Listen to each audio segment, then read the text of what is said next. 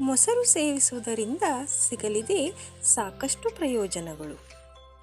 ಮೊಸರು ಸೇವಿಸುವುದರಿಂದ ಆರೋಗ್ಯಕ್ಕೆ ಸಾಕಷ್ಟು ಪ್ರಯೋಜನ ಸಿಗಲಿದೆ. ಮೊಸರಿನಲ್ಲಿ ರಾಸಾಯನಿಕ ಪದಾರ್ಥಗಳಿವೆ. ಹಾಗಾಗಿ ದಿನನಿತ್ಯ ಮೊಸರು ತಿನ್ನುವುದರಿಂದ ಹಲವು ಸಮಸ್ಯೆಯಿಂದ ದೂರವಿರಬಹುದು.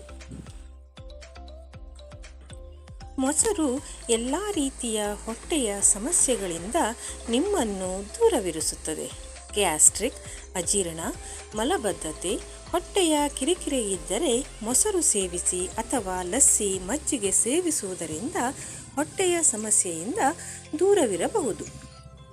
ಮೊಸರಿನಲ್ಲಿ riboflavin, protein, calcium, vitamin B ಇತ್ಯಾದಿ ಪೋಷಕಾಂಶಗಳಿವೆ. ಮತ್ತೊಂದು ಅಂಶವೆಂದರೆ ಮೊಸರು ತಿಂದರೆ ದೀರ್ಘಕಾಲದವರೆಗೆ ಮೂಳೆಗಳು, ಹಲ್ಲುಗಳು ಸದೃಢವಾಗಿರುತ್ತವೆ ಅಂತೆ. ಮೊಸರು ಜೀರ್ಣಕ್ರಿಯೆ ಹೆಚ್ಚಿಸುತ್ತದೆ.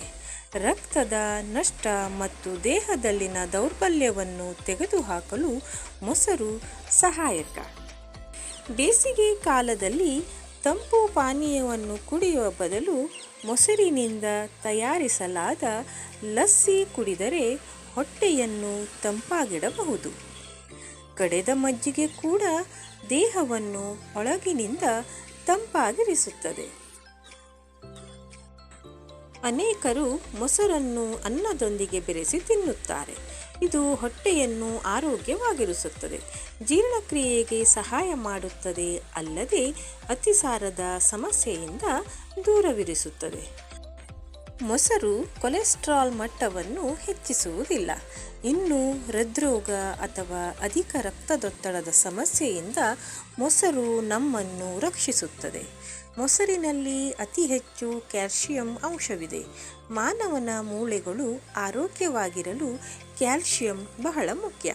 ಹಾಗಾಗಿ ಮೊಸರು ಸೇವಿಸುವುದರಿಂದ ಅಲ್ಪ ಪ್ರಮಾಣದ ಕ್ಯಾಲ್ಶಿಯಂ ಸಿಗುತ್ತದೆ. ಇದರಿಂದ ಮೂಳೆಗಳ ಬೆಳವಣಿಗೆಗೂ ಕಾರಣವಾಗುತ್ತದೆ. ಮೊಸರು ತಿನ್ನುವುದರಿಂದ ಹಲ್ಲು, ಉಗುರುಗಳು, ಸ್ನಾಯುಗಳನ್ನು ಆರೋಗ್ಯವಾಗಿರಿಸುತ್ತದೆ.